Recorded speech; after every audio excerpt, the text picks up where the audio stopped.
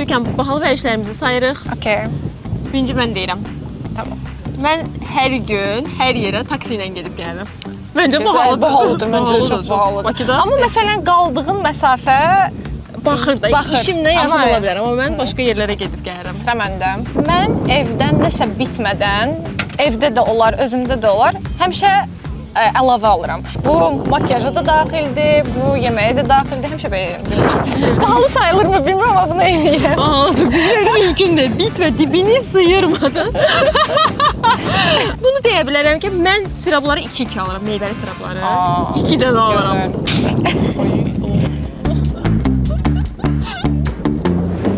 Deyim mən deyirəm. İldə minimum 2 dəfə səyahətə çıxıram. Mən bahalı vərdişim deyil, amma çox istəyirəm, olsun deyə. Buna çalışıram.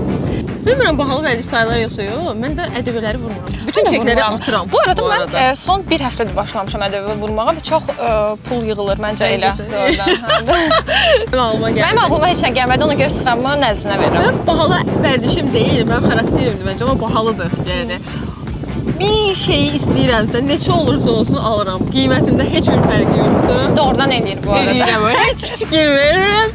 Ola bilsin büdcəmi çox aşır. Amma onu istəyir. Onu istəyirəmsə alıram yəni. Mənim ağlıma heç nə gəlmir. Deyəsə mən kasıbıyım. Qızıllarım var. Deyil.